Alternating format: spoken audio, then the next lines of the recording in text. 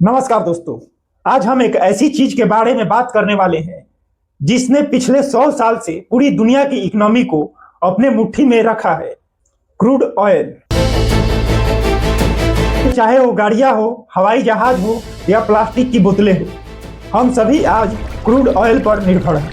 लेकिन इसके दो बड़े नुकसान भी हैं। पहला क्लाइमेट चेंज और दूसरा एनर्जी सिक्योरिटी। भारत जैसे देश अपनी जरूरत का 85% से अधिक क्रूड ऑयल का आयात करता है। अब सोचिए कि अगर हम अपना तेल खुद बना सके, वो भी बिना प्रदूषण फैलाएं, तो यही वादा है ग्रीन हाइड्रोजन का। लोग कह रहे हैं ये फ्यूचर फ्यूल है। आज हम इसके पीछे की सच्चाई को समझेंगे। क्या ये वाकई में एक गेम चेंजर है या एक महंगा सपना है? हाइड्रोजन ब्रह्मांड में सबसे ज्यादा है, लेकिन ये फ्री में नहीं मिलते हैं। ये हमेशा पानी में H2O या हाइड्रोकार्बन CH4 के साथ जुड़ा रहता है। अब यही खेल शुरू होता है हाइड्रोजन के रंगों का। Grey hydrogen natural gas methane से बनता है और इसे बनाने में बहुत CO2 निकलता है। आज दुनिया का 95% हाइड्रोजन यही है। ब्लू हाइड्रोजन, ये भी नेचुरल गैस से ही बनता है, लेकिन इससे निकलने वाली कार्बन को हम जमीन के अंदर ही कैप्चर कर लेते हैं। ये थोड़ा बेहतर है मगर परफेक्ट नहीं है। अब बात करते हैं ग्रीन हाइड्रोजन की। यहाँ हम पानी में इलेक्ट्रोलाइजर नाम की मशीन डालते हैं जिससे बिजली मिलती है।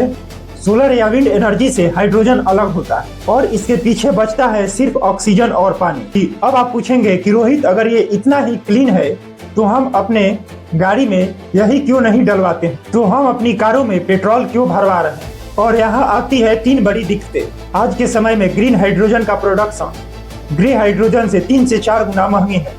सोलर और विंड एनर्जी की कीमत गिर रही है, लेकिन इलेक्ट्रोलाइजर्स अभी भी महंगे हैं। इलेक्ट्रोलिसिस के दौरान बहुत सारी बिजली बर्बाद हो जाती है। यानी अगर आप सोलर पैनल से 100 यूनिट बिजली बना रहे हैं तो हाइड्रोजन बनाने के बाद आपके पास काम की ऊर्जा 60 से 70% ही बचेगी। हाइड्रोजन दुनिया की सबसे छोटी गैस है। इसको स्टोर करने के लिए -253 डिग्री सेल्सियस पर इसे ठंडा करना पड़ता है या बहुत हाई प्रेशर टैंक में रखना पड़ता है। तो ये काम कहाँ आएगा?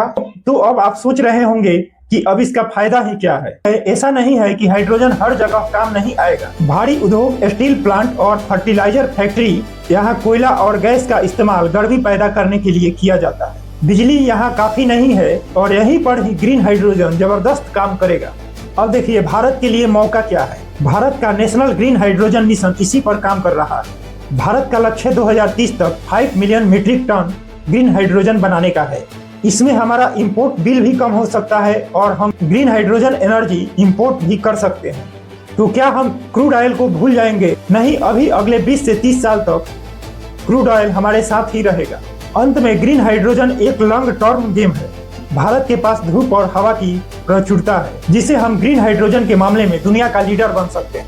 आपको क्या लगता है कि क्या भारत ग्रीन हाइड्रोजन का हब बन पाएगा या फिर अधिक लागत की वजह से यह सिर्फ एक एक्सपेरिमेंट बनकर रह जाएगा? ग्रीन हाइड्रोजन का भविष्य इस बात पर तय करेगा कि इलेक्ट्रोलाइजर तकनीक को कितना सस्ता बना पाते हैं। अपनी राय कमेंट बॉक्स में जरूर दें और वीडियो अच्छी लगे तो इसे ज्यादा से ज्यादा शेयर करें। धन्यवाद, मिलते हैं अगली वीडियो।